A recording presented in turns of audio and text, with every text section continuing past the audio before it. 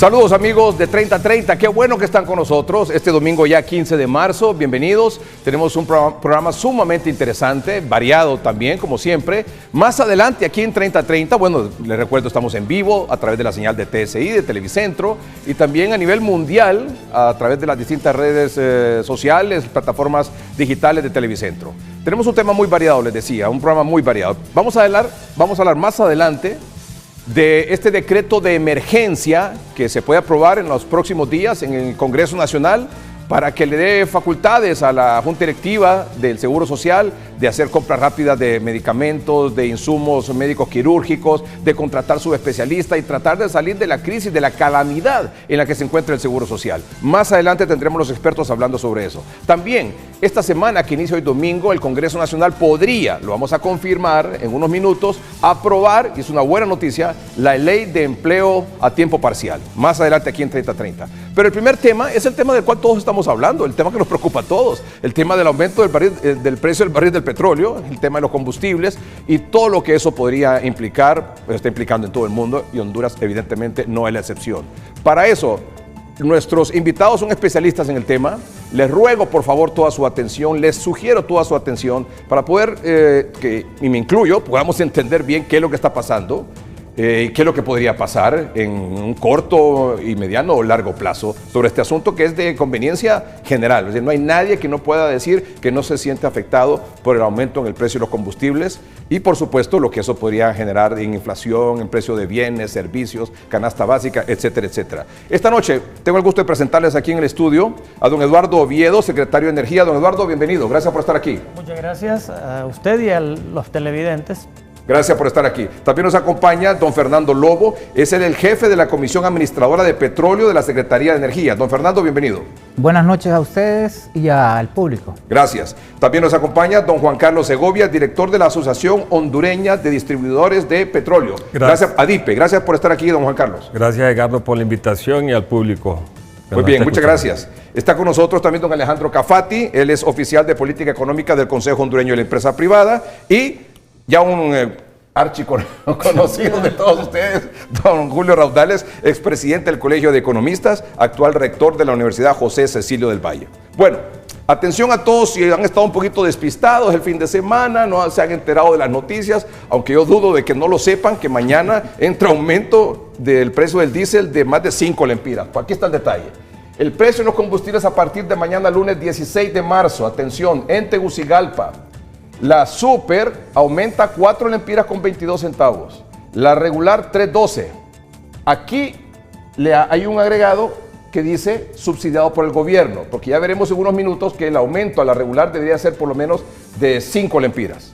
Hay un subsidio de parte del gobierno, por eso baja a 3.12 el aumento, pero siempre es importante, significativo, tremendo el aumento. El querosén aumenta 10 lempiras con 16 centavos. El diésel aumenta 5.80, también subsidiado por el gobierno. El incremento iba a ser, creo que de 10 lempiras. ¿Cuánto, don Eduardo? 11. Iba a ser 11.60. 11. De la regular, el aumento es 3.12. ¿Cuánto debió ser? 6.24. 6.24. Sí. Y del diésel tendría que ser de 11.60. y 5.80, sí, subsidiado por el gobierno. Eso es aquí en Tegucigalpa. Y atención a nuestros buenos amigos y amables televidentes en San Pedro Sula. La super aumenta 3.81 en San Pedro Sula, 2.86 la regular, con subsidio del gobierno, que debería de ser para San Pedro Sula, ¿qué? ¿4 lempiras? Más o menos. El doble, ¿no? El doble, exactamente el doble. Exactamente el doble. Sí. O sea, el subsidio del gobierno es el 50%. El 50% del aumento. Muy bien. 9.74 el aumento al querosén, 5.54 el aumento al diésel, que debió ser de 11.08. pico. 11.08. Gas LPG doméstico está subsidiado por el gobierno, gas LPG de uso vehicular 87 centavos. El gobierno, a raíz de esta situación, ayer emitió el siguiente comunicado. En este comunicado dice que con el objetivo de proteger la economía de las familias hondureñas y de los sectores productivos, el gobierno ha decidido aplicar un mecanismo de apoyo temporal, mediante el cual el Estado asumirá el 50% del incremento internacional en los combustibles. Honduras, como país importador de combustibles, no es ajeno a estas variaciones. Para la semana del 16 de marzo de 2026, el ajuste internacional refleja un aumento real de gasolina regular 6.24 por galón y del diésel 11.60. En aplicación del mecanismo de apoyo adoptado por el Gobierno de la República, el Estado asumirá el 50% del incremento internacional en los combustibles. Absorbiendo directamente. Por eso es que 13.12 por galón en gasolina regular, 5.80 por galón en diésel. O sea, 3.12 por galón de gasolina regular y 5.80 por galón de diésel. ¿Tiene usted la palabra, don Eduardo? Ok, como usted bien leyó, es un apoyo porque esto no es un subsidio, porque el gobierno tiene un presupuesto de subsidio a lo largo del año que ya está presupuestado cada año, y ahorita es algo extraordinario que se sale del precio normal, digamos, y entonces hubo que buscar fondos de otras partidas del gobierno para poder apoyar a la población en este incremento excepcional de precios. Ingeniero Segovia, ¿algún comentario sobre esto?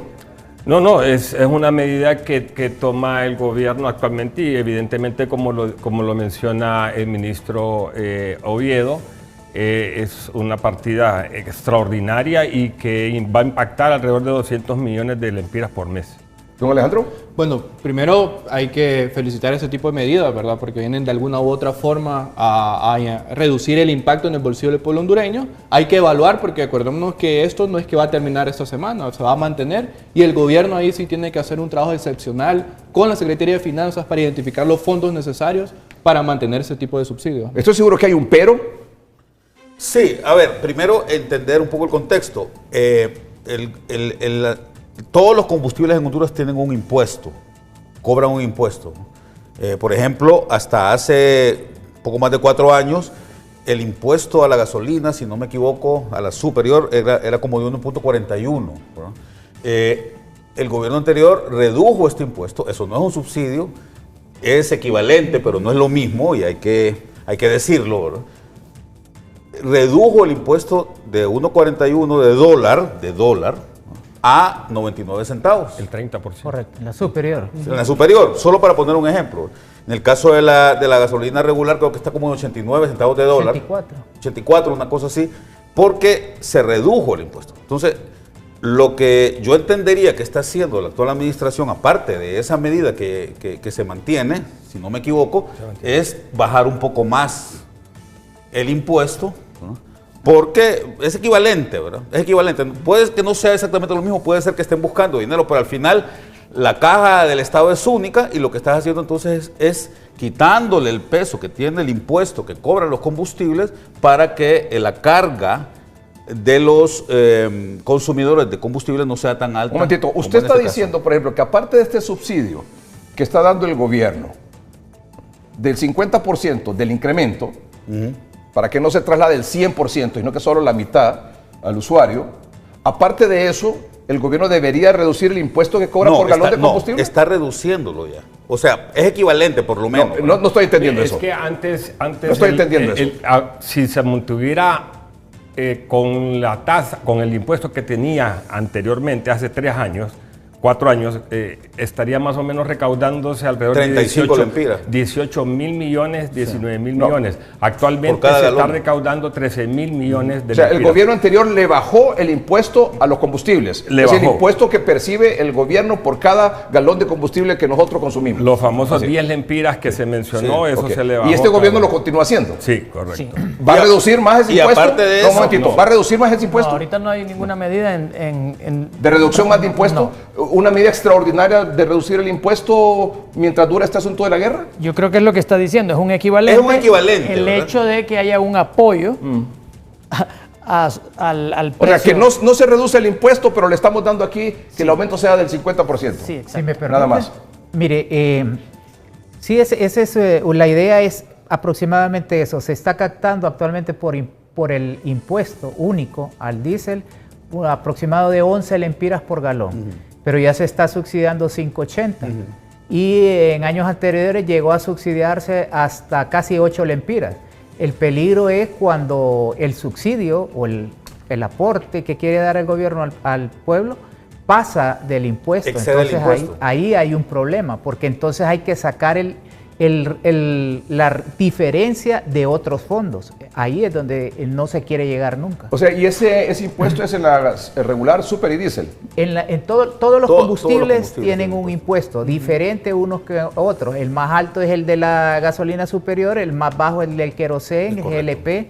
Pero el diésel es prácticamente es 40% más bajo que el de la superior. Correcto. Entonces es diferente. ¿El gobierno anterior le bajó el impuesto a la gasolina súper regular y al diésel? Sí, le bajó el equivalente en ese momento a 10 lempiras con 15 centavos. Y eso se ha mantenido, y para hacer una modificación tiene que pasar por el Congreso, porque son tributos. Entonces, se sigue manteniendo. Se sigue manteniendo. Esa reducción del impuesto. Sí, no se ha modificado. Ni va para arriba ni va para abajo. No, es lo que están haciendo es subsidiando el 50%. Sí, eso es como dijo el licenciado, hay que ver cuánto se recauda y cuánto de eso se destina para el subsidio. Si se pasa de eso, hay que buscar dinero de otro lado. Lo que yo te quiero decir es que como que el gobierno se saca de una bolsa para meterse a otra, porque él va a sacar dinero para poder paliar. Si se pasa. No, lo va a sacar el dinero porque está paliando el aumento con su dinero. Sí, correcto. Los otros 3.12 y los otros 5.80 los está poniendo el gobierno. Así es. Y todavía sobra, si lo queremos ver así, todavía hay un remanente del impuesto por galón que se capta. El peligro, lo que nadie desea en ningún país, no solo aquí en Honduras, sino que en ningún país, es si usted tiene un impuesto a ese producto, subsidiar más del impuesto. Porque, repito, ahí hay que conseguir fondos de otro lado el gobierno. Si se pasa de 10 lempiras, que es el diésel, para redondearlo, y ya llevo así 5.80, que va a suceder ahorita es que si llegara a 4.20, bajar de 4.20, ahí tendría que agarrar Y hay un elemento adicional que yo quiero decir también para poner en contexto, porque es prácticamente el único caso en Honduras. El impuesto a los combustibles, Edgardo y amigos televidentes, no es un impuesto al valor, es decir, no es un impuesto que se cobra al galón, al valor del galón de combustible que se compra en el extranjero, sino que es un impuesto fijo ya. Esos 80 y... ¿cuánto es? Digamos en la gasolina superior 89 y en el diésel 85. Los 89 son independientemente de lo que te cueste en el extranjero el galón de combustible. No es porcentual. No es porcentual, no es al valor. Es un punto muy importante aclarar que con el aumento de los precios no aumenta el impuesto, es un impuesto fijo. Un impuesto es fijo. Y si me permite ampliarlo, nadie en la cadena, ni el importador, ni el distribuidor, ni el detallista, ni el gobierno, nadie está ganando más porque los precios se han disparado en el exterior. Se aumentan, correcto. Esa ganancia, esos márgenes ¿fijos? Están fijos. O sea, el impuesto del gobierno es fijo, la ganancia de los importadores, de los distribuidores, es el mismo. Sí, correcto. ¿Están ganando más con este aumento? No. Es que es importante saber eso. Sí. Nadie está ganando más por este aumento. Al contrario. Todo el mundo, el importador ahora le cuesta más un barco. El dueño de la estación de servicio le cuesta más una cisterna, pagarla. Entonces todos están gastando más, pero tienen el mismo valor de ganancia. Y a la Honduras es la factura petrolera. Sí. Y ojo, esto es bien importante. Nadie en el mundo está ganando con esto que está sucediendo. Lo que está provocando esto en el mundo, ni siquiera los países productores de petróleo. Quizás hay gente que dice, por hablar políticamente, que los dos grandes ganadores de esta guerra son el señor Putin y la señora Delcy Rodríguez, ¿verdad? Pero por otras razones. No es que económicamente esto le va a dar oxígeno a alguien, ¿verdad? Porque lo que está sucediendo es que hay... Pero el que le compra petróleo a Venezuela, el que le compra petróleo a Rusia, lo vende más caro. Si me permite aclararle ahí, hay varios ejemplos, como dijo el licenciado. Mire, está el caso de Colombia y Ecuador. Ellos son exportadores de petróleo. Ahorita están ganando más por la exportación, pero ellos tienen que importar combustibles al precio que nosotros lo estamos haciendo. Correcto. Entonces, ese dinero extra que están ganando por el petróleo lo están gastando y todavía más por los combustibles. Entonces, ahí están perdiendo y así la mayoría de los casos. Ingeniero Lobo, yo creo que la mejor ilustración de eso que usted está diciendo son los mismos Estados Unidos de América. Correcto. Estados Unidos es el mayor productor de petróleo del mundo y sin embargo está pagando los precios del petróleo, de todos los derivados del petróleo de los Estados Unidos para el consumidor están subiendo en más del 50% desde el 28 de febrero para acá. Por eso es que yo reafirmo que con esto que está sucediendo en el mundo Todos estamos perdiendo. ¿Hay alguien Todos, absolutamente. Pero puede suceder algo, Julio, y hay que aclararlo y hay que cuidarlo al interno del país. Sí pueden haber sectores que estén ganando que son especuladores. Pero esa es otra cosa, ¿no? Pero la economía subterránea. Pero hay que vigilarlo y hay que cuidarlo. Ya vamos a ver. Precio del petróleo, don Eduardo, por favor. Hay tres gráficas que usted trajo que quiere compartir, por favor. Por favor. Precio del petróleo de Estados Unidos cotiza negativo. Ok. Esto es del año 2000 a 2020. Sí, esto es para explicarle al público hondureño de que el precio del petróleo es volátil a través del tiempo. O sea, que lo que estamos viviendo ahorita se ha repetido en varias ocasiones. Entonces aquí vemos cuando el barril del petróleo estaba a $25 por barril el año 2000 y sin embargo en la crisis económica del 2008 Cayó. en Estados Unidos el precio se levantó casi a los $146 por barril. Mira la diferencia. Y luego cuando vino la enfermedad del COVID bajó a 2020. negativo, precios negativos. Entonces, para que tengamos contexto de que no siempre el precio sube, también baja. Regular, la gasolina regular, ¿cuál ha sido ese comportamiento? Vamos a la... Aquí está el del año 2020, o sea, digamos cuando el COVID, Esto es para Honduras. ¿Sí? hasta el año actual, 2026. Y es para Honduras, ¿verdad? Sí, este es el precio de la Ese gasolina. pico de la gasolina regular fue en mayo de 2022. Cuando Correcto. empieza la guerra de Ucrania. Fue Empezó imagínense. exactamente, como dice el señor secretario, empezó en febrero a dispararse los precios y alcanzó su pico Mayo. en julio, a principios de julio de ese mismo Hasta año. así, mayo, julio, ¿eh? Sí. Y La luego guerra- bajaron y más o menos se han mantenido. Y aquí estamos en Estable. marzo de 2026, otra vez para arriba. O sea, va para arriba, pero todavía no estamos lejos del pico. Y en el caso del diésel, Veamos la curva. Ese es el comportamiento del diésel, más o menos lo mismo, ¿verdad? En la guerra, solo que pareciera que el diésel sí ha impactado más tiempo. Si ustedes se fijaron, en la gasolina bajaba y aquí tardó un poco más en bajar, pero aún así, el punto en que estamos actualmente está lejos del pico, ¿eh? Menos de los $100 contra $125. ¿Quién le empira? don Alejandro, Estamos Lempira, hablando, perdón. ¿no? Sí, Lempira. Lempira por Alejandro galón, Cafati. por galón. don Alejandro, por favor, Sí. también tiene unos datos importantes. Sí, en efecto, bien lo mencionaba ya el ministro de Energía, para dar un poco de contexto, pero ahorita lo que estamos viendo es algo totalmente diferente a lo que miramos en 2022 y en la pandemia. Si vamos a la siguiente, por favor. Solo para ilustrar, esto era lo que pasaba con el precio WTI promedio en el mercado. En febrero, el 24, como lo mencionaba el ministro, los precios del petróleo se dispararon a cerca de $123 por barril, que coincide con el inicio de la invasión rusa a Ucrania. 22. Luego, para finales de 2022, el precio se mantiene entre $70 y $90 por barril, que es lo que ha venido comportándose hasta el momento. Si vamos al siguiente. El mayor aumento que hemos tenido recientemente, o sea, es de 2022, cuando Es de inició la guerra en 2022. Ucrania. Y un dato importante, en 2022 fue la primera vez desde el 2014 que los precios superaron la barrera de los $100 por barril. Yo creo que una no sé si fue la regular o creo que la super, por ejemplo, mañana aquí en Tegucigalpa está a 113, pero en 2022 recuerdo que estuvo a 146, ¿verdad? Casi, 140, casi sí. 147 aquí en la capital. Aquí en la capital. Precisamente por eso de la guerra en Por Ucrania. eso la guerra. Y no ¿Iremos solo- a llegar a los 147 otra vez? Es algo que nadie Nadie sabe. Eso no se puede Nadie lo saber. sabe. Yo Nadie creo lo que sabe. Thomas Friedman, uno de los sabios de nuestro tiempo que escribe para el New York Times, dijo al comienzo de la guerra, todo y su contrario pueden suceder. Me parece la mejor frase que describe eso. Sí, y solo para ir contextualizando también, en 2022, esa alza en los precios de los combustibles, ¿cómo impactó en la economía nacional? No solo a través del precio de la gasolina, que fue el primer canal de transmisión, sino que también en la inflación. Desde marzo de 2022 hasta mayo de 2023, más de un año, tuvimos una inflación prácticamente de doble dígito. Incluso en junio-julio, que coincide con el precio más alto internacional, tuvimos una inflación de 10.86, algo que no habíamos visto en los últimos 20 años en el país.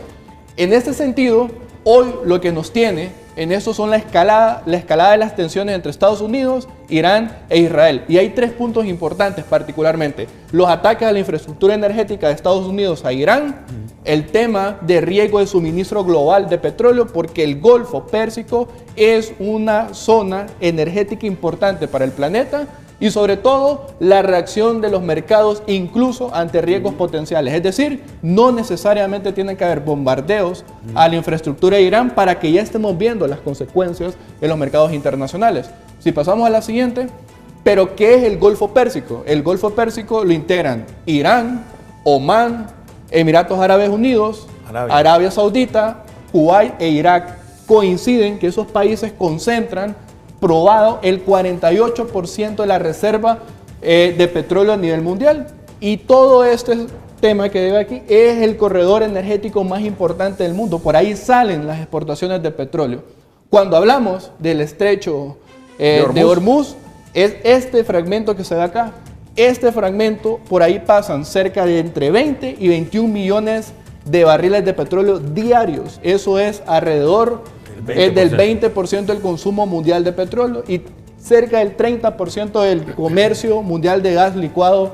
Ese estrecho de Hormuz, Irán tiene el control de ese estrecho de Hormuz, ¿no? Sí. Hoy por hoy, Irán lo tiene, ¿no? Es que hay que recordar que Irán es la potencia militar de ese lugar, de esa zona, ¿no? Entonces, ellos son los que mantienen vigilado el estrecho y en este momento los ayatolas lo tienen completamente bloqueado, no puede pasar nada. Y como bien dice Alejandro, por ahí pasa el 20% del petróleo que se consume en el mundo a diario. Y un elemento adicional que me parece que hay que reforzar, que lo dijiste Alejandro, es que no tiene tanto que ver si se atacan o no, Edgardo, la infraestructura petrolera. Lo que define el precio del petróleo en el mercado son las expectativas. ¿Qué es lo que yo espero? Entonces, cuando las expectativas de que los precios van a subir se vuelven negativas, entonces el precio se dispara. De tal manera que los futuros del precio del petróleo están disparados en este momento más allá del precio real y los mercados, el resto de los mercados en las bolsas de valores están a la baja, ¿verdad? Y la tasa de interés se disparó, claro, y eso tiene un impacto macroeconómico en el mundo tremendo y que nos va a fregar a nosotros también. Claro, y yo solo quiero reforzar algo con este mapa que está acá. Más allá de todo el petróleo que pasa por ahí, que es importantísimo a nivel mundial, es que hasta el momento no existe ninguna vía alterna para poder transitar todo ese petróleo. Lo más que se puede llegar a transitar por vías alternas es entre 3.5 y 5.5 millones de barriles diarios, en una producción que ocupamos entre 20 y 25 millones de petróleo. Que pasan por el oleoducto al otro lado. Entonces no tenemos ninguna alternativa hasta el momento al estrecho de Hormuz. Por eso, más allá de la producción de petróleo, por eso ese fragmento de agua es tan importante a nivel mundial. Hoy decía en un artículo de CNN, decía Homayun Hakalish, que es un analista principal de investigación de crudo de Kepler. Si la guerra terminara hoy, podrían pasar de 1 a 3 meses para que el estrecho de Hormuz, por donde transita el 20% del petróleo mundial, vuelva a estar operativo. O sea que no es que mañana diga Trump ya ganamos la guerra y nos retiramos y hasta aquí nomás llegamos. O sea, para que se vuelva operativo el estrecho de Hormuz, pueden pasar, según este analista, fácil de 2 a 3 meses, ¿no? Es que está minado, lo han minado. Sí, porque está lleno de minas, exactamente. ¿Cómo han reaccionado? Perdón. Otro punto muy importante que mencionaba recientemente el ingeniero Lobo es que de aquí no solo sale petróleo, también está una enormidad de capacidad instalada petroquímica. O sea, muchos otros químicos derivados del petróleo también salen por ahí y están impactando también la economía mundial. ¿Cómo han reaccionado los mercados? Sí, y esta es una gráfica que tomé precisamente ayer al mediodía. Primero eso probablemente ya cambió hoy a lo que estamos viendo, pero hay dos datos importantes. Primero, cómo cerró el precio del WTI el viernes, fue 95.73 dólares por barril. Al mediodía del sábado estaba 98.71 dólares por barril. Estamos todavía cerca de la barrera de los 100 Ya dólares. le voy a informar cómo está a esta hora de la noche. Perfecto. Ya le voy a informar cómo está a esta hora de la noche. Y aquí el dato importante es que hubo un incremento de alrededor del 3% en los precios. Eso se le conoce técnicamente como la prima de riesgo geopolítico. ¿Y qué nos indica? Que los mercados todavía perciben que pueden haber riesgo de un cierre efectivo en el estrecho de Hormuz, y eso realmente no lo vamos a poder reducir en el corto plazo. Impacto regional de los precios de los combustibles en Centroamérica. Perfecto, y esto yo lo traigo porque hemos estado viendo a través de redes sociales y muchas opiniones que parece que solo fuera Honduras que le afecta esto, y no, es a nivel mundial. Y aquí traemos la comparativa de los precios, de cómo inició la primera semana de enero en los países de Centroamérica y cómo estaba hasta la segunda semana de marzo, es decir, la semana anterior. Si nosotros mirábamos, primero, lo que nos indica es que Honduras tiene los precios de los combustibles más bajos junto con El Salvador y Nicaragua, a diferencia de Costa Rica. Pero lo de Costa Rica se explica principalmente por la carga tributaria, que tiene un impuesto mucho más alto, es por litro y es por tipo de combustible. Es el gobierno que más impuesto cobra en Costa Rica. Carga tributaria. En galón de combustible es Costa Rica. Sí. Y un dato importante, si ustedes se fijan, en la segunda semana de marzo en Guatemala, el diésel con la gasolina super, que es la que yo traigo de referencia, estaban casi al mismo precio. Y estaba revisando incluso las proyecciones que tiene el Ministerio de Energía de Guatemala, y probablemente ya para esta semana el precio del diésel con el de la gasolina super estarían casi similares en Guatemala. Entonces, esto lo que nos refleja es que es una crisis que está impactando a todos los países, particularmente a los países de Centroamérica, que somos importadores netos de combustibles, ¿no? Canales de transmisión del conflicto a la economía global. Y con esto finalizo. Hemos identificado al menos 5 impactos macroeconómicos. El primero es el choque en los precios energéticos. Probablemente esta prima de riesgo país nos va a indicar que probablemente en las próximas semanas, de no resolverse el conflicto armado, nuevamente se va a superar la barrera de los $100 por barril, y eso va a presionar los precios energéticos, no solo de los combustibles. La inflación global nos viene a afectar particularmente porque los precios de los combustibles se van a transmitir a través de un alza en el transporte, los fertilizantes, que fue algo que vimos en 2022, canasta básica, logística, manufactura, todo eso va a generar una presión inflacionaria global que vamos a poder ver. Ya están los transportistas pidiendo también un aumento, una autorización para un aumento de la tarifa. Por favor, ministro. En ese punto, el 50% de ayuda que está dando el gobierno al incremento viene a frenar un poco el tema de la inflación. Correcto. En el país. Hay estudios que revelan que por cada $10 que sube el precio del barril de petróleo a nivel mundial, la inflación a nivel mundial aumenta 2 puntos.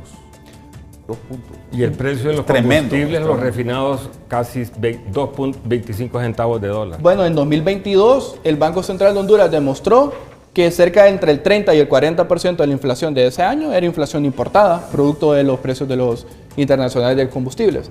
Otro impacto macroeconómico es el riesgo del estrés energético. ¿Qué es eso?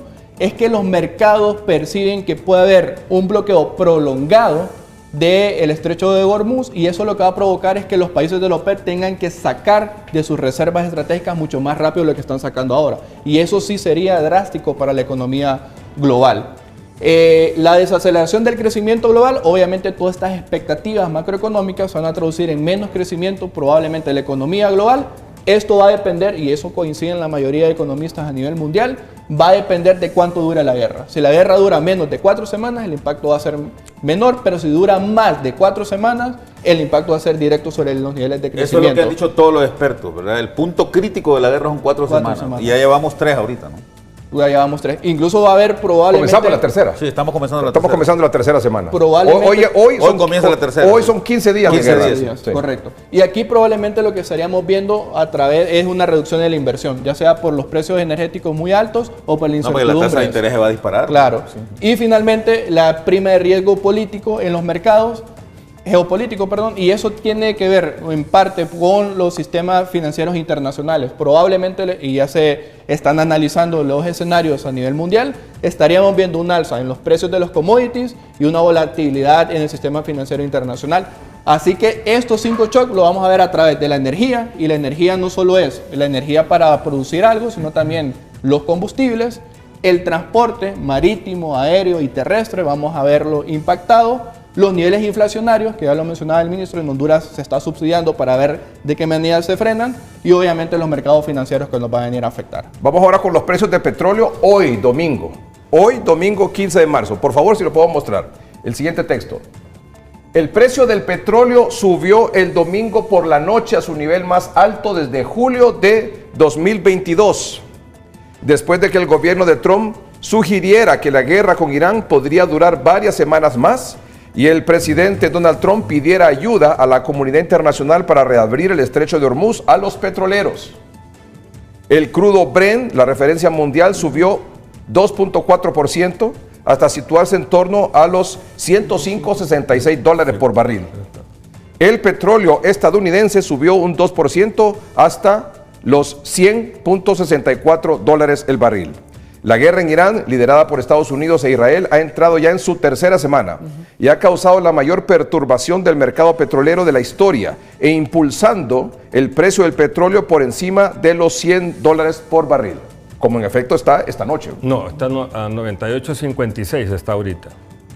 Sube y baja. Entonces, porque es que aquí hay que aclarar que nuestra referencia no es Brent, es el WTI. Y el WTI que es el que tenés ahí como por 164, pero ahorita está a 98.50. 164 estaba más temprano, en la noche seguramente. Sí, y ahora está. Pero seguramente mañana. Pero mañana puede pasar a 98. El gobierno, bueno, ya lo habíamos explicado aquí, que el estrecho de Hormuz, la vía marítima vital controlada por Irán, ha estado prácticamente cerrado al paso de los petroleros desde el comienzo de la guerra. Aproximadamente el 20% del suministro mundial de petróleo fluye a través de este punto estratégico. El gobierno de Trump ha intentado repetidamente calmar las preocupaciones sobre el flujo marítimo.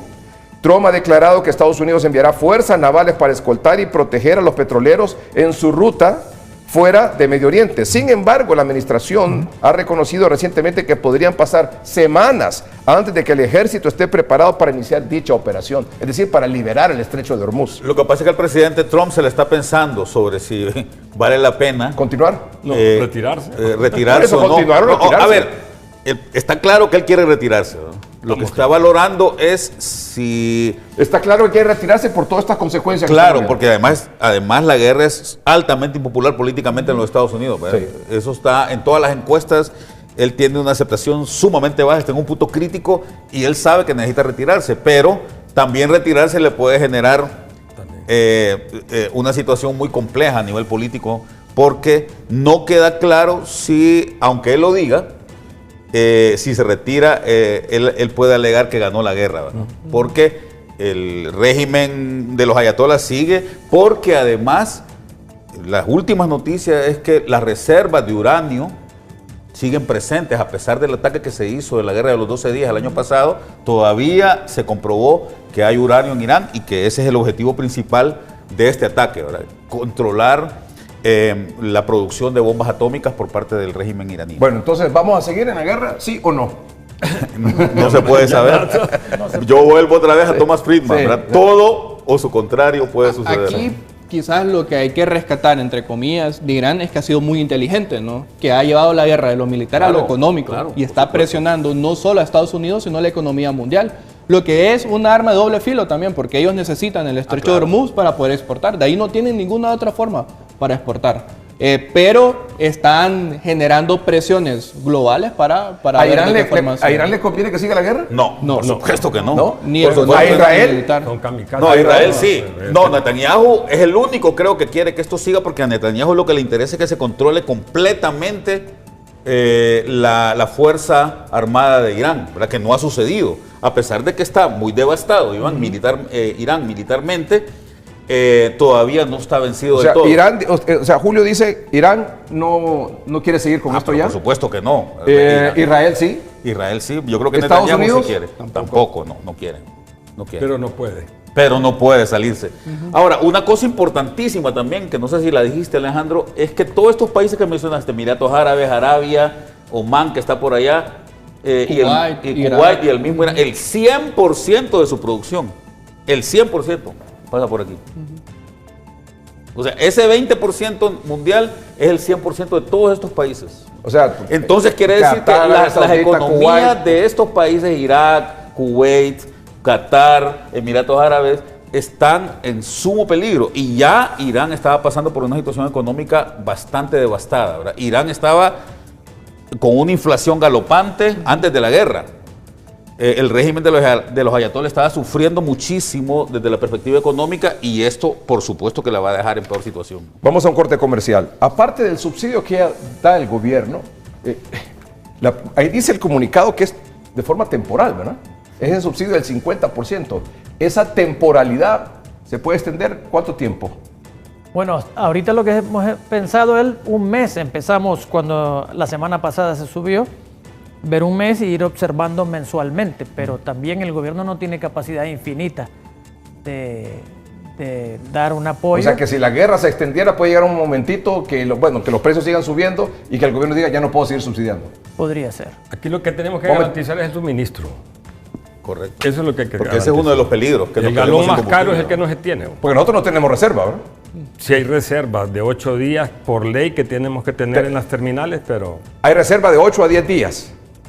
por ley 8 días. No la han comenzado a utilizar esa reserva. Es lo que tienen que tener las terminales. Actualmente el suministro ha sido normal, los barcos están programados, han venido normal. O sea, de parte de fuera de Honduras hacia acá no hay ningún problema. Por el momento no hay Nosotros ningún compramos problema. El Golfo de Estados Golfo. Unidos, Texas, Luisiana, esa zona de ahí. Es la referencia, pero usamos una referencia que es una publicación de Platts, que es una revista, una publicación, y la referencia que toma es la del Golfo. Es que el suministro del Golfo va principalmente a Asia y una parte a Europa. No es petróleo que venga para acá. Pero al estar ellos cortos, ya están tomando medidas. Por ejemplo, Tailandia tenía unas medidas extremas por reducción del volumen. Entonces ellos empiezan a buscar petróleo en otras áreas. Claro. He visto en las redes sociales que han estado preguntando que si la compra del combustible o el precio que está actualmente es de hace con el que se compró desde hace 22 días, ¿por qué ha venido aumentando y aumenta de esta manera? Si hace 22 días no había guerra. Porque ese es un promedio que se saca de 22 días hacia atrás. Pero si usted la siguiente semana va a introducir nuevos precios, que son 5 precios, sacan los antiguos que estaban bajos y los nuevos son altos. Para darle una idea al público, cuando empezó la guerra, la primera semana, de lunes a miércoles subió $1 la referencia en el costo del diésel, un solo dólar en 3 días. Entonces, desde entonces se ha ido acumulando aún más. Es cierto, son 22 días, pero los 22 días anteriores estaban más bajos, pero los nuevos que están entrando están muy altos. Eso es lo que pasa. Yo creo que ahí es donde hay bastante confusión. Sí, Ricardo, absoluta. Porque lo que el ingeniero Lobo está diciendo es que los promedios son móviles, no están fijos, sino que se van moviendo conforme va pasando el tiempo. ¿Cuáles promedios? El promedio de los 22 días. O sea, el primer día que se inició estaba en un promedio. Estaban abajo de $3. Exactamente. Y luego, cuando ya el precio sube, vos vas comprando y el promedio te va aumentando. Porque el suministro está viniendo continuamente. Un ejemplo así rápido. Sí, Mire, por favor. para este lunes, nosotros tomamos los precios, 5 precios nuevos, hasta este jueves, 5 precios nuevos. Esos precios andan arriba de $4. $4 por galón el diésel en el mercado donde tenemos referencia. Los que sustituimos por estos nuevos, los viejos, andaban entre $2.50 y $3. Entonces puede ver la diferencia. Los que van para el próximo lunes 23 van a estar arriba probablemente de los $4. Sí. Y vamos a sacar otros precios que estaban bajos todavía. Que están más bajos, los sacas el problema promedio. es que sacamos bajos y estamos introduciendo los nuevos precios que están muy altos. Sí, son 22 días, se saca el promedio de esos días. Pero si los nuevos son muy altos, dispara todo ese promedio. Eso es lo que pasa. Sí, es bien sencillo. La fórmula de 22 días sirve para amortiguar, si así lo puedes tener la población, un precio que repentinamente se va para arriba. Ponele, si el galón cuesta 100 y los mercados dicen que al día siguiente subió 25 lempiras, esta fórmula lo para.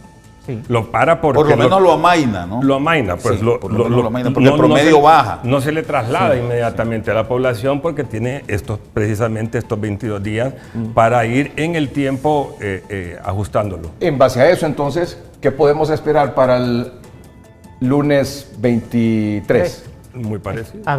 Tiene que no se puede esperar rebajas, eso estamos todos de acuerdo. Podemos esperar aproximadamente valores similares de aumento a los que estamos viendo en la pantalla. O sea, que el próximo domingo podemos estar aquí diciendo que va a aumentar otros 5.80 el diésel. Posiblemente. Pero mira, esto va a depender del valor del commodity o la materia prima que es el crudo. No, claro. Si el crudo pero se mantiene, no, pero si el crudo, pero es importante Sí. que se sepa. Si el crudo se mantiene, que lo que aumentó fueron prácticamente $30, de $70 a $100, si se mantiene y llega a $100, y si vieras que da $100, eso normalmente... Por ejemplo, hoy más temprano estaba 100 y ahorita está 98. Pero si la otra semana está a $100 y la otra semana está a $100... Entonces el promedio se va a ir ajustando y va a quedar en 100. El promedio se va a ir ajustando y se va a estabilizar en estos valores que están Exactamente. ahorita. Eso es lo ¿Me que va a explico? pasar. El problema es que de siempre...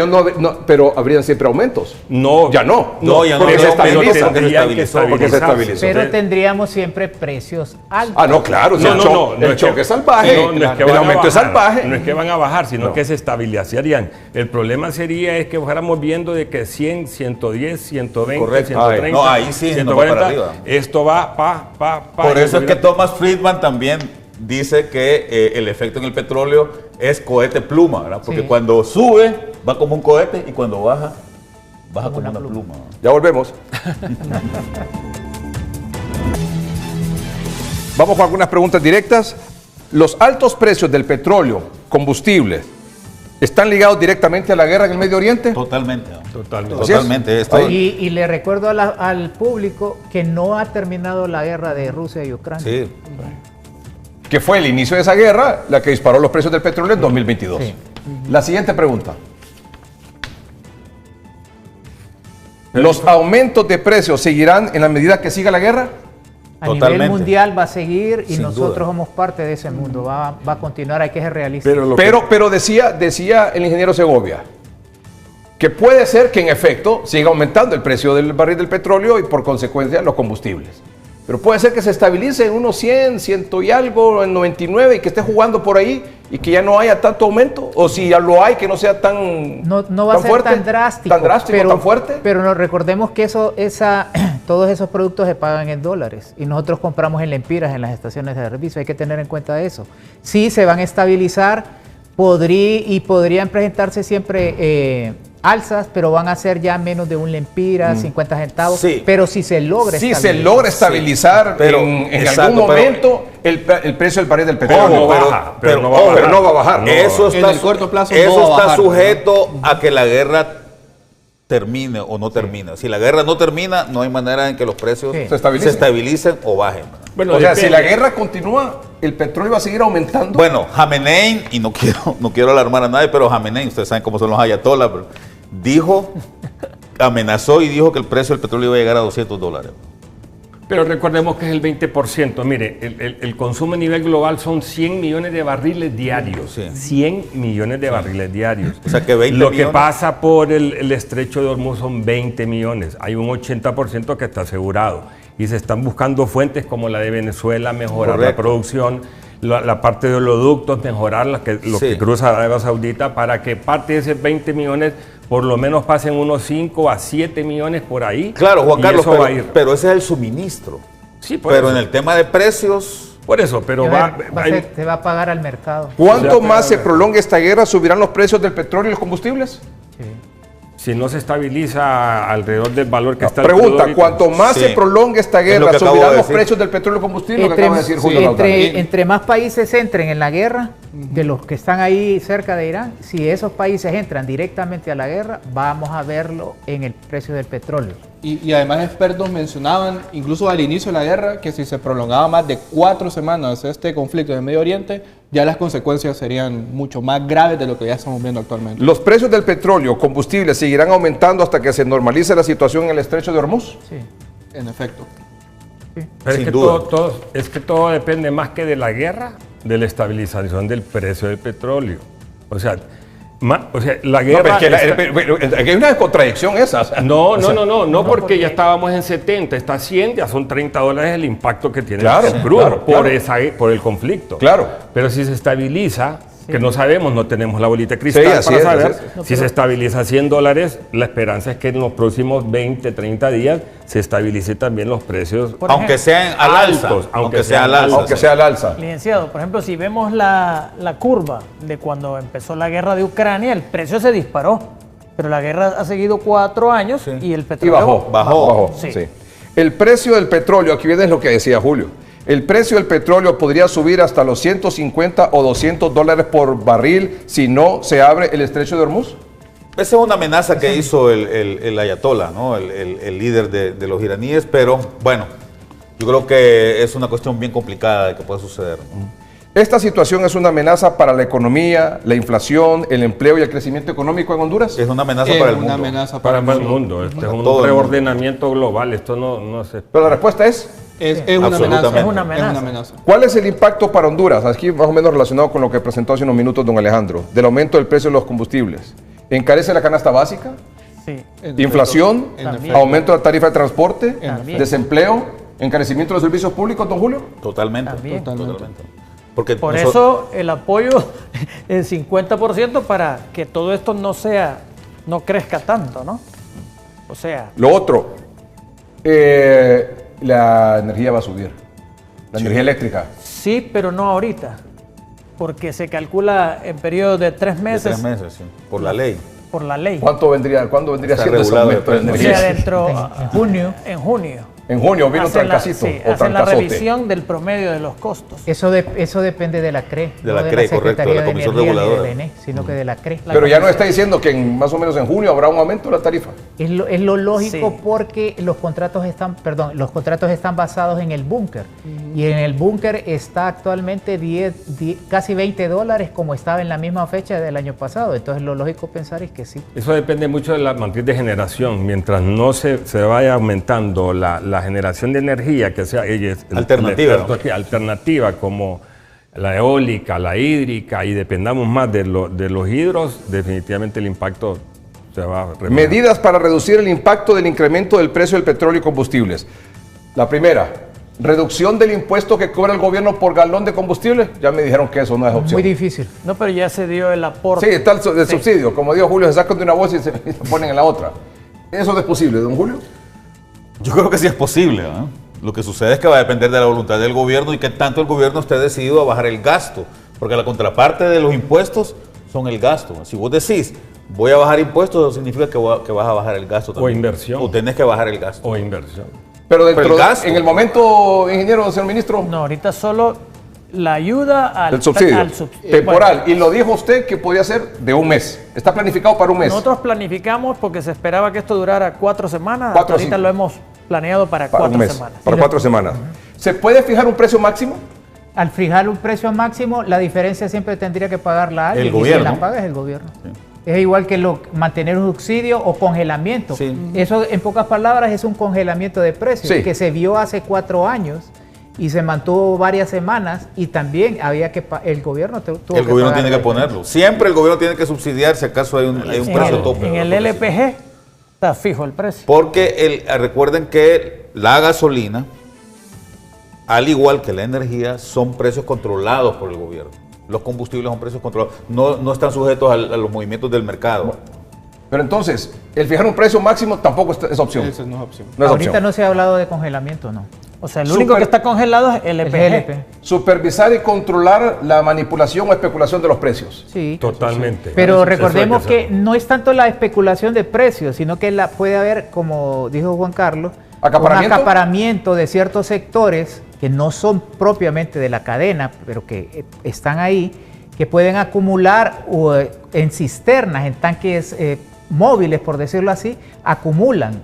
Y eso hay que controlarlo. Una de las ventajas es que las empresas que venden estos productos, los distribuidores mayoristas, saben cuánto es el consumo promedio de un cliente, entonces pueden detener un poco eso. ¿Y se puede controlar de alguna manera la manipulación y especulación de precios de la canasta básica? Ese es el objetivo del gobierno.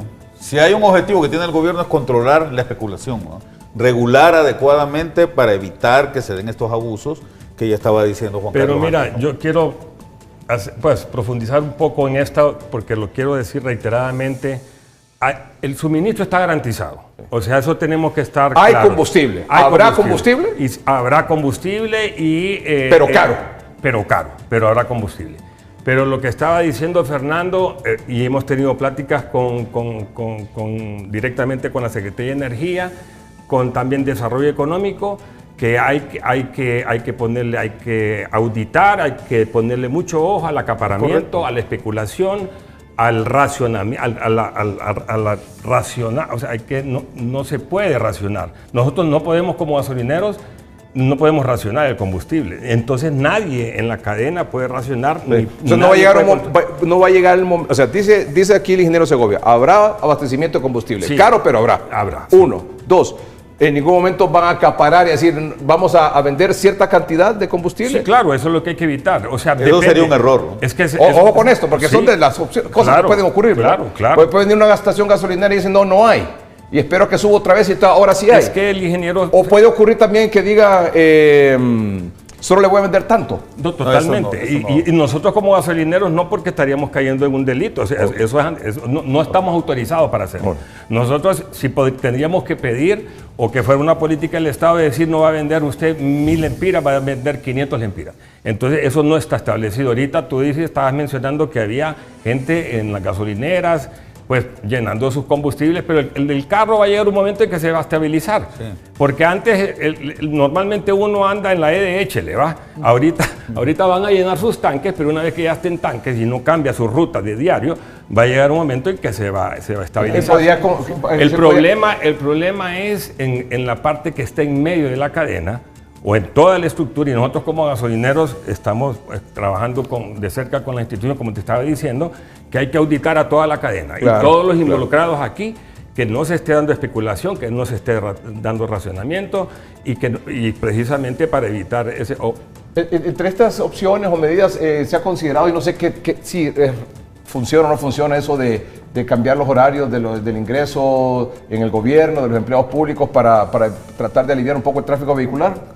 ¿El congestionamiento vehicular? Eso me deja un poco complicadas porque acuérdate de la entrada de las escuelas, los colegios, o sea, siempre hay tráfico pesado en la mañana. Esa puede ser una posibilidad, pero no... Hay medidas. Sí. Son alternativas, pero... Hay medidas pero yo creo que no. Es que en general eso es de consumo al final, no va a venir a afectar el tema de los precios. Pero mira, en Colombia han funcionado. En Colombia pico placa, se llama pico y placa. Sí. Es en las horas pico ciertas placas y en ciertas partes de las ciudades y las ciudades o sea, que tienen mayor tráfico. Sí, pero lo que dije Alejandro es cierto. Eso... Pero no va a tener mayor impacto del precio. No, ahora, puede tener impacto en el bolsillo suyo, televidente, amigo y amiga que nos mira, si usted decide, digamos, más inteligentemente buscar una forma de ahorro, ¿verdad? Pero no necesariamente imponer este tipo de medidas van a tener un impacto en la economía del país, ¿verdad? Porque esto por ejemplo, no depende totalmente de nosotros. El tema de las placas, acuérdese cuántas placas no hay. Como 800,000, ¿verdad? Pero mire, algunas medidas que se pueden sugerir es, por ejemplo, compartir el automóvil, como hacían en Estados Unidos. Esa es una. Otra es mantener la presión adecuada en las llantas. Eso baja el consumo. Otra puede ser... Que no use aire acondicionado. Evitar aceleraciones bruscas y conducir en forma eficiente. Planificar los viajes. O sea, racionalizar el uso de salida. Sí, aquí lo que decía Julio, que hay que hacer una... No hay que andar saliendo hacia lo loco, mira, hay que planificar. Mira, los precios... Perdón, sí, también adelante. Tener el carro bien mantenido. Un carro no bien ajustado. Exactamente. Gasta más. Pero mira, hace 2-3 años, y aquí con el ingeniero Lobo, eso es hace muchos años, hay un reglamento técnico centroamericano que es el que rige la política regional del tipo y las calidades de combustible que se necesita. Honduras fue uno de los últimos que entró, pero entró a cambiar, lo vamos a hablar lo más entendible, la de 88 octanos, que es la regular, a 91 octanos. Nosotros estamos promoviendo ahora como Asociación de Gasolineros que se consuma regular y no tanto súper. Ahorita más o menos en números menos porcentajes anda un 60% súper, 40% regular. Se está consumiendo 5 millones de barriles al año de súper y 3.8 millones de regular. Eso es ese 30-40. Si nosotros cambiamos esa matriz de consumo, solo con cambiarla, que sean 3.8 o 3.5 millones de barriles de súper, de súper, y el resto al regular, estaríamos ahorrando entre 500 a casi 1.000 millones de lempiras solo y esto está aquí. Y a ustedes televidentes que nos están escuchando, la única manera que ustedes lo pueden conocer ahora con estos aparatos que está aquí, usted tiene su carro ahí, mire, busque qué tipo de gasolina usa mi carro y le va a decir casi el 90 y pico %, si no por decir el 100, porque solo carros de alta gama necesitan más de 91 RON, es leer 91 RON. Si dice 91 RON, es la gasolina entonces, regular que regular. vendemos en todo Honduras por ley. Aquí están las autoridades, lo pueden confirmar. Tenemos que vender 91 RON. Pero ese patrón de consumo no lo hemos podido cambiar. Es un tema cultural ese, fíjate. Porque es un tema, sí, lo que sucede es que hay mucho debate. La gente está acostumbrada solo a poner pero gasolina. Es que hay mucho debate porque estuvimos demasiado tiempo con 88. Es que la gente dice de mayor calidad. No, es que las calidades, los combustibles no se miden por calidad. Ni tiene que ver rendimiento. Sí, yo lo sé, pero a un ciudadano que le diga, esto cuesta la super, esto cuesta la regular, sí, pero si le pongo regular, después va a tener un problema el motor. Pero es que esa es la creencia, así ha sido. Si el fabricante te dice que es 91, estaría botando tu dinero si usa 95.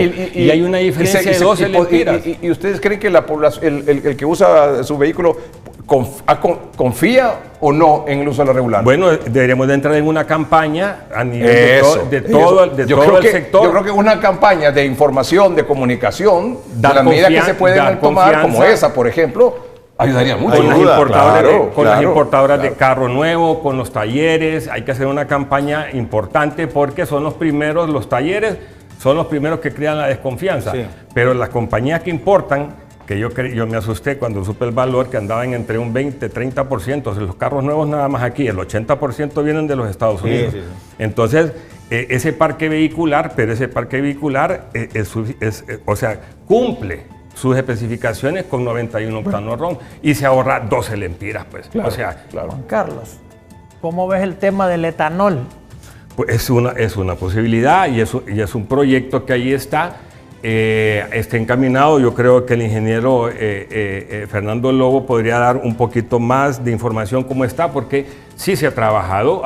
De hecho, dentro de la Secretaría de Energía está esta subsecretaría que es de hidrocarburos y derivados, ¿no? Y otros derivados, está la parte del etanol, no solamente el etanol, sino que también los biocombustibles. Hay procesos. Lo que sucede es que estas alternativas de fuente de energía han tenido sus altos y sus bajos, y las que mayor impacto han tenido son los híbridos, los que utilizan energía con combustible de hidrocarburos. Entonces no se descarta, ministro, pero es un trabajo porque esto depende mucho de la materia prima que tú utilices. Pues si hablas del biodiesel, usas la palma africana, pero eso depende del precio internacional del aceite del derivado de la palma.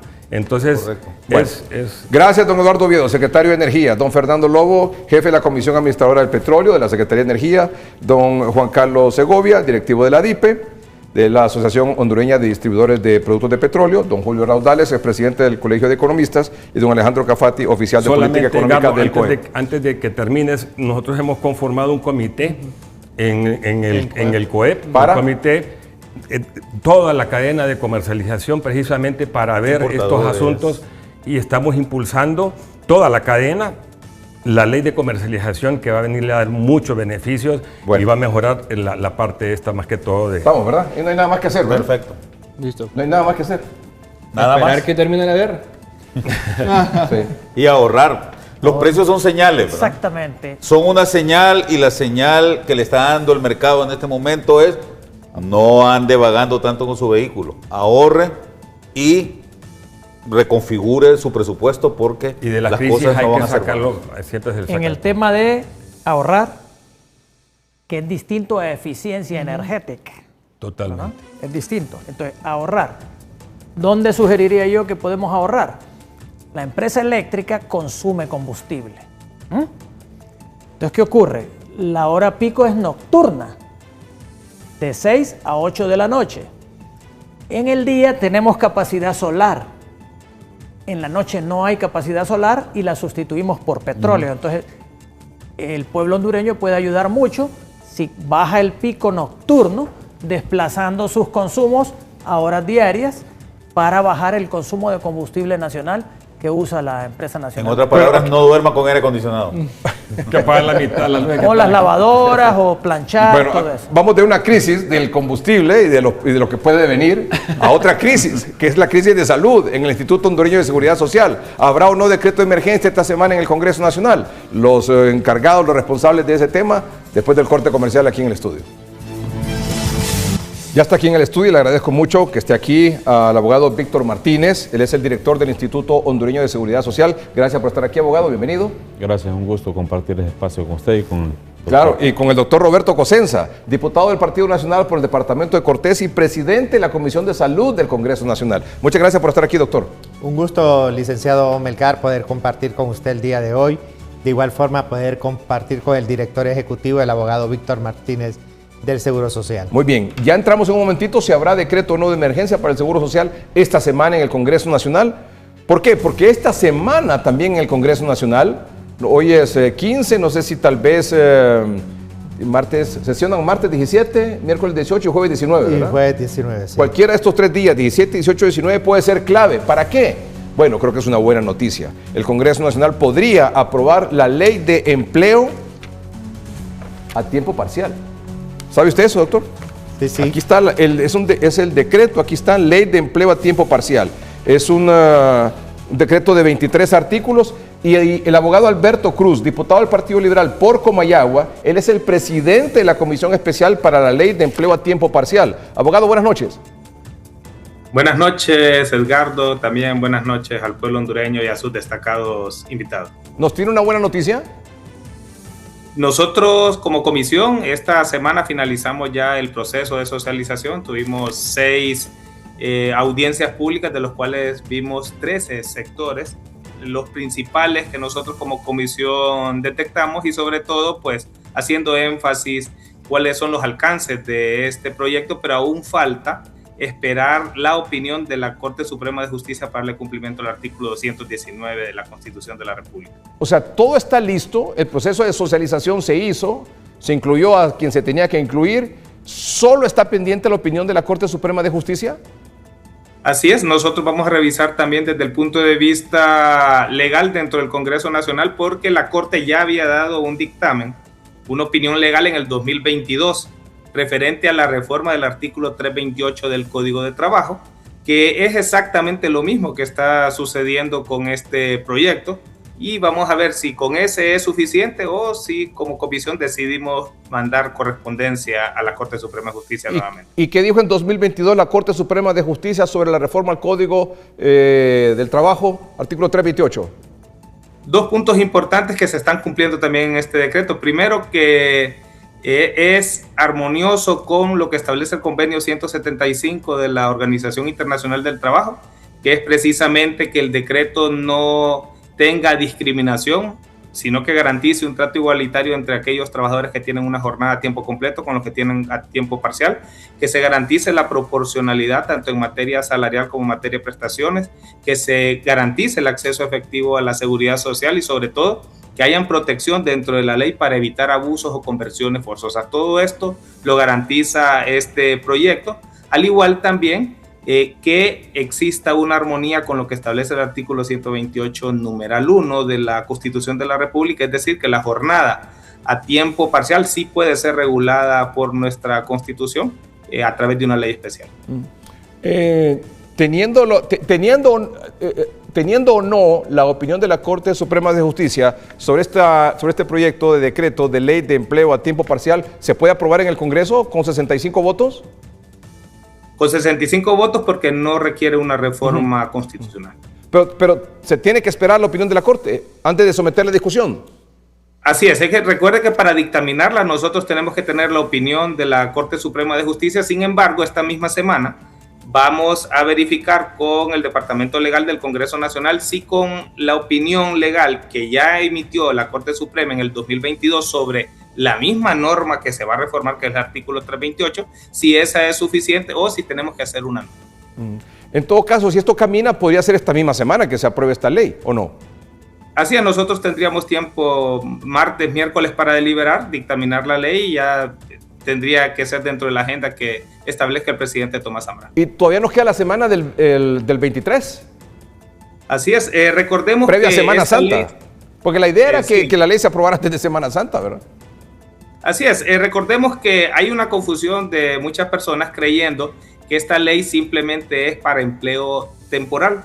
Yo sí quiero dejar claro, esta ley funciona en Semana Santa, después de Semana Santa, tomando en cuenta que lo único que se está reformando es el artículo 328 para lograr que una jornada de 48 horas que deben de ser pagaderas en una semana pueda reducirse a un máximo de 32 y un mínimo de 16 horas. Pero la ley, licenciado Edgardo, garantiza estabilidad laboral, es decir, los contratos van a ser por tiempo indefinido, simplemente que proporcional el salario y proporcional los beneficios sociales conforme al tiempo que laboren. Ya se tienen los votos, ¿verdad?, para aprobarla. Pues nosotros como liberales somos los que propusimos desde, no solo con el abogado Jorge Calix, sino que recuerde usted al abogado Mauricio Villeda, presentó un proyecto que es prácticamente igual. Los liberales estamos listos, habría que esperar la bancada del Partido Nacional, si el acompañamiento, yo lo he escuchado en diferentes foros, lo he escuchado al interior de la comisión de dictamen, que hay un ambiente favorable para ser aprobada incluso con mayoría arriba de 86 votos. Muy bien, esperemos que así sea. Gracias, abogado, por esperarnos unos minutos aquí para su participación en el programa y darnos esta información, que es muy probable que esta semana se pudiera aprobar, ¿verdad? Esta ley de empleo a tiempo parcial. Muchas gracias. Buenas noches a ustedes, muchas gracias. Gracias. Abogado Alberto Cruz, diputado del Partido Liberal por Comayagua, presidente de la Comisión Especial para la Ley de Empleo a Tiempo Parcial. Doctor Roberto Cosenza, diputado del Partido Nacional por Cortés, presidente de la Comisión de Salud del Congreso Nacional. El abogado Víctor Martínez, director del Instituto Hondureño de Seguridad Social. El domingo pasado aquí en 3030, no pudo venir el señor director, pero sí vinieron dos, creo que la gerente, ¿verdad? Barinia. El Hospital de Especialidades. La gerente Barinia es... Casco. Casco. Y vino la doctora Bessie Alvarado, que es la directora médica de la sección o de la región noroccidental. Y se les preguntó aquí en el programa, ante el desabastecimiento de medicamentos, no hay equipo o insumo médico quirúrgico, es decir, para hacer intervenciones quirúrgicas, para operar. Hay una carestía tremenda de médicos subespecialistas. Ante esta situación que nadie desconoce en el Seguro Social, ¿se necesita o no un decreto de emergencia? Y esto fue lo que nos dijeron.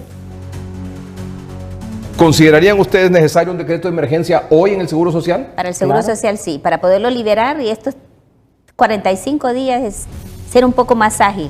¿Qué beneficios, en qué manera le ayudaría a usted y qué beneficios tendrían los derechos abiertos? Insumos, porque muchos de ellos saben que están comprando actualmente los insumos. Entonces es penoso cuando dicen, no tengo un venoclisis, no tengo eso. Es una emergencia y es crítico. Nosotros siempre resolvemos, compramos de nuestro dinero, los médicos, las enfermeras, todos colaboramos cuando es una emergencia, pero las citas programadas quirúrgicas se tienen que esperar. ¿Qué pasa si no se hace un decreto de emergencia? ¿Qué pasa si después de este decreto de emergencia no se comienza a hacer una discusión para reformar esta ley de contratación para compras en medicinas? ¿Qué pasa si no se hace eso? En mi punto pienso que podríamos colapsar en realidad, porque los pacientes están esperando y necesitamos que se apoye a nuestro director ejecutivo, ¿verdad? Que la junta directiva lo apoye y que pudieran ellos presentar la moción para el Congreso y poder obtener tanto medicamentos como insumos. Esto no requiere más pérdida de tiempo, esto ya. Es una emergencia. Exacto. Porque es un tema crítico. Lo que uno le puede decir a los diputados es que aceleren, porque tenemos una camisa de fuerza. Estamos atados de manos. O sea, yo tengo el dinero, pero no lo puedo usar. Y precisamente a raíz de ese programa del domingo pasado, el martes, el doctor Roberto Cosenza, como presidente de la Comisión de Salud, los miembros de la Comisión de Salud del Congreso, se reunieron con los miembros de la Junta Directiva del Seguro Social y también participó el abogado Víctor Martínez, director del Seguro Social, para abordar la posibilidad, en efecto, de elaborar un decreto de emergencia para paliar, para resolver de inmediato la crisis por la que atraviesa actualmente el Instituto Hondureño de Seguridad Social. ¿Es así, doctor Cosenza? ¿Qué avances tenemos y cuál es el compromiso adquirido entre las partes? Bueno, realmente nosotros como Congreso Nacional estamos comprometidos en que se le pueda llevar salud al pueblo. El presidente del Congreso, el abogado Tomás Zambrano, una vez que se comunicó con usted el pasado domingo y de inmediato nos dio la orden para que la Comisión de Salud procediera a recibir lo que es este decreto.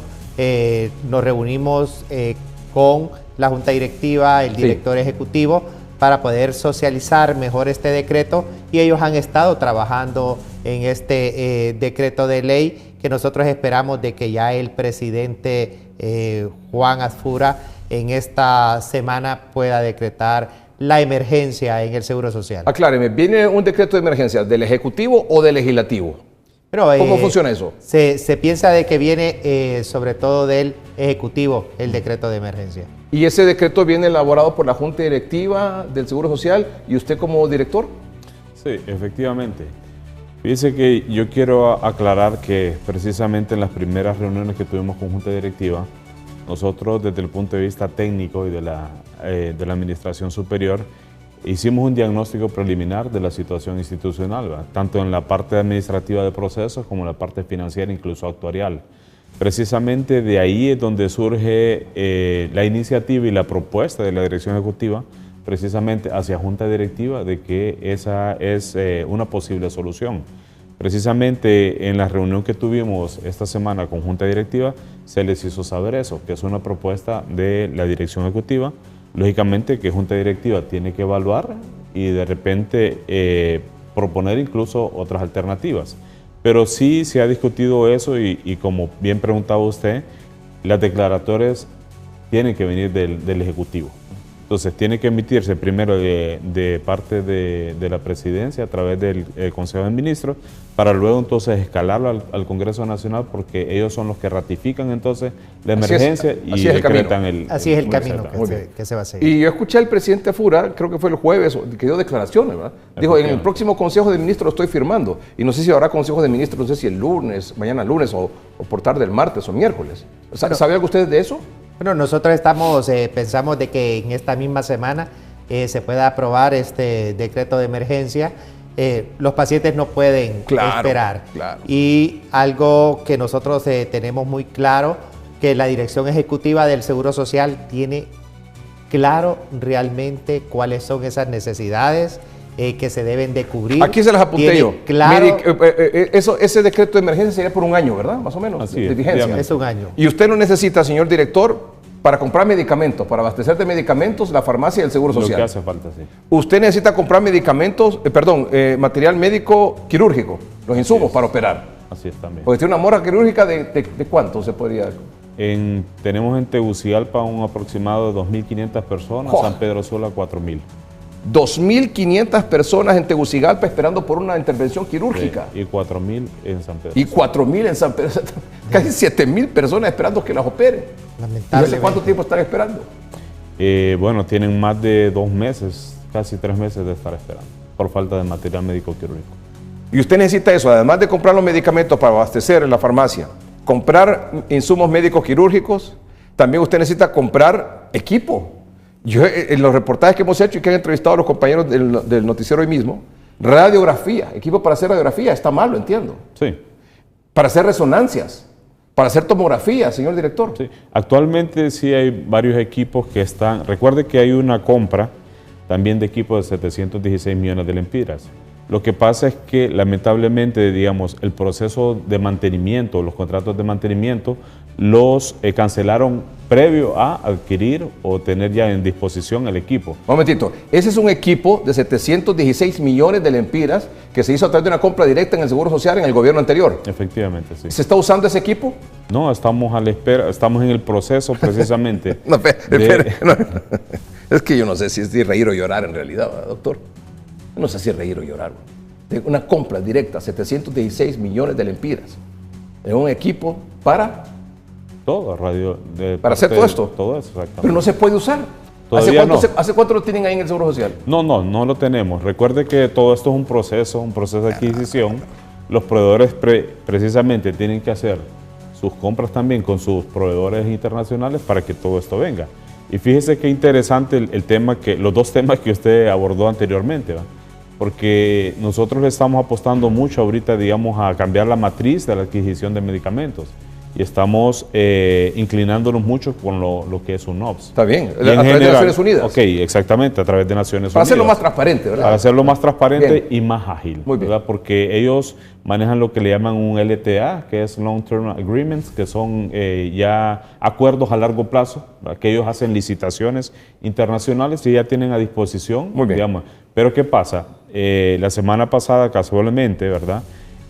Para que usted sepa, también Naciones Unidas vio su programa y me dijo, bueno, tenemos nosotros también una preocupación con lo que está pasando con la cuestión de Irán y todo este conflicto geopolítico.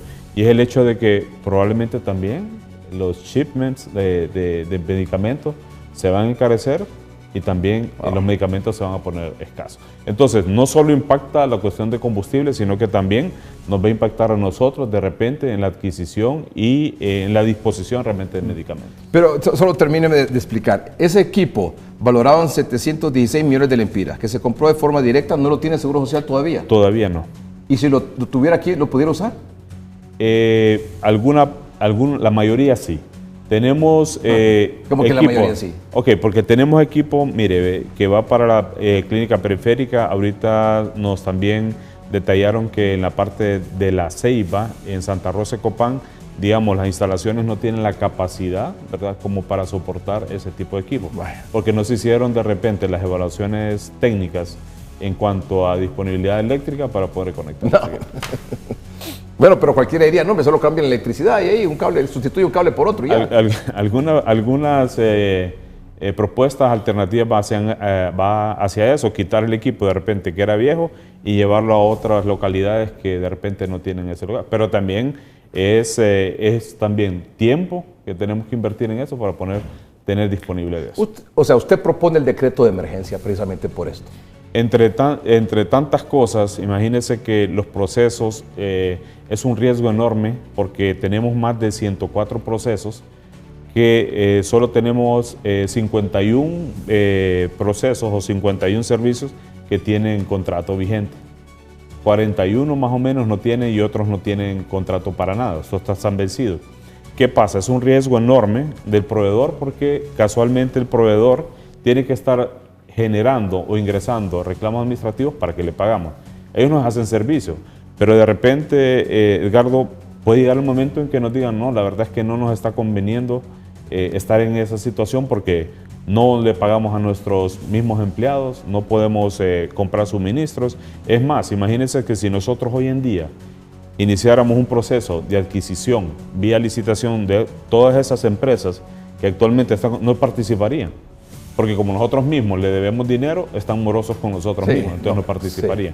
Entonces, la idea realmente es regularizar eso, sentarse con ellos. Le contaba yo al doctor que poner como en orden la casa. Exactamente. Sí. Le comentaba yo al doctor que casualmente yo estoy atendiendo muchos proveedores. Llegó un proveedor que nosotros tenemos servicios subrogados y él da el servicio de primer nivel. El sistema del primer nivel es per cápita, o sea, hay una población, ¿verdad?, registrada con nosotros y se le paga por esa población. Y ellos atienden, no importa la población que haya. ¿Qué pasa? Ellos están trabajando con la base de datos poblacional de diciembre 2021. Entonces estamos tratando de ayudar. Le contaba al doctor que me dice la señora, y no me dejar mentir ella, llega y después platicando me dice, mire, me dice, es un gusto, me dice, haberlo conocido personalmente, me dice, recuerde, solo nos habíamos conocido, me dice, vía teléfono. ¿Y cuándo? Le digo, cuando firmamos el contrato, me dice. Yo fui también, me ha tocado ser director interino en los distintos cambios de gobierno. Entonces, ¿cuándo fue eso? Le digo. Y me dice, en enero, me dice, y febrero del 2022, usted me firmó el contrato. Y desde entonces no tiene contrato. Le digo. No, me dice. Desde entonces estoy con reclamos administrativos. No. Entonces, me dice ella, no puedo yo, de repente, voy a llegar un momento en que no voy a poder seguir proveyendo de los servicios porque tengo desfasada mi base de datos. Claro. Y entonces, en 3 años la población ha crecido y yo sigo dándole el mismo servicio, me dice, me ingresan más pacientes, sin embargo, los pagos son los mismos. No, cuando le pagan.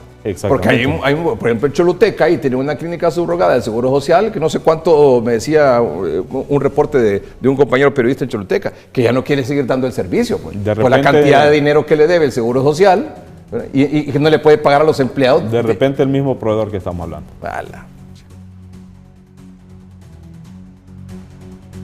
Presidente Azfura, necesitamos ese decreto de emergencia ya. ¿Así es? Así es. La idea es eso, don Edgardo, es regularizar nosotros... normalizar, poner la casa en orden, ¿verdad? Exactamente. Y comenzar de nuevo. Permítame un momentito, llevamos un corte comercial, ya volvemos. Necesitan el decreto de emergencia, presidente Azfura, en el Seguro Social. Ahí, decía el señor director, son los de la Junta Directiva del Seguro Social, donde está gobierno, empresa privada y sector obrero. Sí. Son los que están elaborando ese decreto de emergencia. Sí, ellos lo están elaborando. Recuerde que ellos son la máxima autoridad, sí, ¿verdad? Sí. La institución, y ellos están discutiendo la propuesta que hizo la dirección. ¿Usted les hizo la propuesta? Nosotros acompañamos esa propuesta, conocemos bien la situación del Seguro Social, no de ahora. Y entonces ahora eso está en manos de la Junta Directiva. Y quien la preside es el ministro del Trabajo, ¿verdad? Sí. Yo creo... Por favor, no me vaya a salir con que se está analizando y que se está socializando ese decreto de emergencia, perdiendo el tiempo, ¿verdad? No. Ya el presidente dijo que lo quiere firmar. Ya el señor director le dijo que por favor lo hagan lo más pronto posible. Doctor Cosenza. Sí, mire, licenciado Melgar, hay que tener claro que el presidente Azfura está en la mayor disposición. El presidente Azfura estuvo llamando esta semana, nos llamó, porque para él la prioridad no, sí, doctor, sí, es que eso él lo dijo ahí, sí, él incluso hasta... Entonces yo creo de que aquí ahorita en la cancha el balón... No hay que ser pachorrudos, no esto. No hay que ser pachorrudos lentos en el tema de salud, doctor. Sí. Eso implica... Bueno, ¿cuánta gente? No sé, son 6.500 personas las que están pendientes de operarse ahí en el Seguro Social y que no se han operado porque no hay insumos. No, y sobre todo que la gente está yendo a comprar claro, sus medicamentos afuera. Mire, los que pueden. Prácticamente es un kit de 4.000 empiras que están yendo a comprar para poderse realizar una cirugía. Y eso se está viviendo día a día en el seguro. Hágale un llamado usted como presidente de la Comisión de Salud del Congreso Nacional a la Junta Directiva, doctor, para que se ponga las pilas con esto. Bueno, no retrasen este asunto. Embargo, si la reunión fue el martes, ya tuvieron miércoles, tuvieron jueves, tuvieron viernes, tuvieron sábado, tuvieron 5, han pasado 5 días. Mire, licenciado Melgar, nosotros esperábamos, sin embargo, porque ellos nos habían dicho que el jueves ya iban a tener listo el decreto de emergencia. Yo creo que la Junta Directiva tiene que comprender que son pacientes y que día a día que pasa son vidas las que se pueden perder si realmente no asimilamos la importancia que es de medicamentos, de material médico quirúrgico, y ahí está, bien lo decía el director ejecutivo, que se tiene una mora quirúrgica de más de 7.000 pacientes. Yo creo de que no es justo teniendo el presupuesto. Ahí está el dinero, es otra cosa que impresiona, doctor. Usted tiene 2.400 millones de lempiras para medicamentos y no los puede usar. Mire, tenemos más de eso. O sea, y eso de repente, licenciado, es otro aspecto exógeno que también ha incidido, quiera o no, en la historia de la institución. Y es el hecho de que, si bien es cierto, nosotros somos una entidad descentralizada, también estamos sujetos a las políticas, ¿verdad?, de la Secretaría de Finanzas.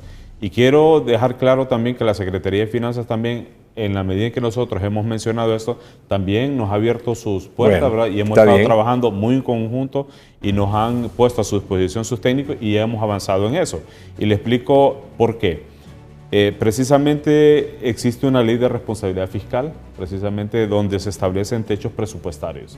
Normalmente en la institución nos ponen un techo presupuestario y lógicamente nosotros hacemos una distribución de esos límites. Actualmente nosotros tenemos aprobados como 2.400 millones de lempiras, sin embargo ocupamos 600 millones de lempiras adicionales. Como le digo, la Secretaría de Finanzas ha tenido a bien abrirnos las puertas y hemos estado negociando con eso. Sin embargo, lo importante es que yo sé que es bien difícil que cambiemos de repente esa matriz porque el país está sujeto a una serie de restricciones fiscales, pero el problema es que nosotros tenemos los fondos, pero no podemos. Hay mucho control fiscal. Exactamente. Entonces, para la compra de medicamentos. Precisamente. Entonces, el hecho es que a través también de este decreto de emergencia, nosotros buscamos otra vía que no sea la parte presupuestaria, sino el instrumento de fideicomiso. Le explico. Por ejemplo, yo hice esa posición en el Congreso Nacional. Yo creo y he evaluado de que todo el proceso de adquisición de medicamentos es terrible. Desde la preparación de la base de licitación, todo el proceso le lleva casi de repente 9 meses en hacer. Bueno, si la última licitación para medicamentos en el Seguro Social fue en 2021. Sí, Exactamente. Okay.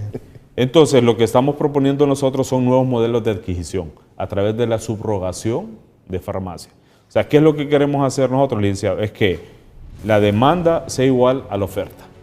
O sea, que el médico a través de la receta electrónica, directamente a través de unos proveedores de servicios que son farmacias privadas, vayan y que le entreguen el medicamento al derechohabiente. Con eso nosotros nos ahorramos procedimientos de licitación, todos los concursos, todo lo que es almacenamiento, todo lo que es programación de medicamentos, todo lo que es vencimiento de medicamentos, pérdida de medicamentos, robo de medicamentos, tráfico de influencias en el medicamento, logística de entrega de medicamentos, largas filas y el famoso no hay. Entonces, al hacer nosotros que la oferta sea igual a la demanda, entonces nosotros aseguramos realmente la disponibilidad del medicamento al asegurado. ¿Cómo se siente usted al decirme aquí, son 2.500 que estaría esperando que operarse? Y en San Pedro Sula, y en 2.500 aquí en Tegucigalpa y 4.000 en San Pedro Sula. ¿Cómo se siente usted al respecto? Fíjese que es realmente una carga bastante grande. Y no solo eso. O sea, yo recibo llamadas. Casualmente el viernes recibí llamadas. Tenemos 2 pacientes infartados severos. Está mala la máquina de angiografía. El angiógrafo está malo. ¿Qué hacemos? Bueno, empecemos a buscar opciones. Entonces logramos que un hospital privado nos alquile la sala y el equipo para nosotros mañana casualmente meter esos 2 pacientes. Pero lamentablemente, licenciado, esas situaciones son terribles y en parte el decreto nos lleva a eso porque a veces hay tantas emergencias ahorita que uno no puede disponer y decirle, puedo hacer un contrato con usted porque tengo que llevar todo un proceso de licitatorio para llegar. ¿Y cuál es el problema? Que yo no le puedo decir a esa persona infartada, no, espéreme 30 días, no, espéreme 60 días. No. Entonces, sí, más bien, dice que esos infartados estaban el viernes. Sí. ¿Y cuándo los van a ingresar? Mañana. ¿Y está confirmado que están sí, con vida? Están estables. Sí, ¿Están estables? Sí, están estables. Están estables, pero no pueden seguir esperando más. Entonces, todos esos procesos... Imagínese usted, doctor. No. ¿Cómo un familiar así usted? Sí, no se puede. No, ya volvemos. En 6 meses, dice el señor director, que se miraría el resultado, ¿verdad?, de este decreto de emergencia, doctor. Abogado, perdón. Sí. 6 meses. Yo creería que en 6 meses nosotros podríamos ya respirar. Muy bien. Sentarnos a lo que tenemos que hacer realmente y a planificar estratégicamente lo que ocupa la institución. Necesitamos ese decreto de emergencia para medicamentos, para abastecer de medicamentos del Seguro Social, para compra de equipo médico quirúrgico, para la compra de equipo, radiografía, resonancia, tomografía, angiógrafos, contratación de médicos o especialistas. Señores de la Junta Directiva, pasó después de la reunión del martes, miércoles, jueves, viernes, sábado y domingo, 5 días. Dejen de tomar café y tomen decisiones, por favor. Estamos esperando que envíen ese decreto de emergencia sería la presidencial, ¿verdad? Para que ahí en Consejo de Ministros la apruebe el presidente y el Congreso lo ratifique. Así es. ¿Así, doctor Cosenza? Así es. Bueno. Nosotros esperamos que ya el día de mañana ellos ya puedan enviar ese decreto de emergencia. Y comenzar a salir de esto pronto. Así es. Muy bien. Confiamos en usted, abogado, lo estamos apoyando ahí en el Seguro Social, ¿verdad? El compromiso nuestro pues es grande, conocemos la institución de hace muchos años, tenemos trabajando ahí casi 23 años. Créanme que estamos poniendo todo nuestro esfuerzo y esto no es algo individual, es un trabajo de equipo, tanto junta directiva, ¿verdad?, tanto dirección ejecutiva, y detrás de nosotros también hay un equipo técnico especializado. Estamos con usted, pero sobre todo estamos con los pacientes, con los derechohabientes del Seguro Social, con todos y cada uno de ustedes, apoyándolos para que les den respuesta a sus necesidades de salud. Gracias por su atención. Gracias, doctor Cosenza, por estar aquí. Gracias, abogado, por estar aquí. Éxitos. Y ustedes, gracias por su atención, por supuesto. Buenas noches y que estén bien.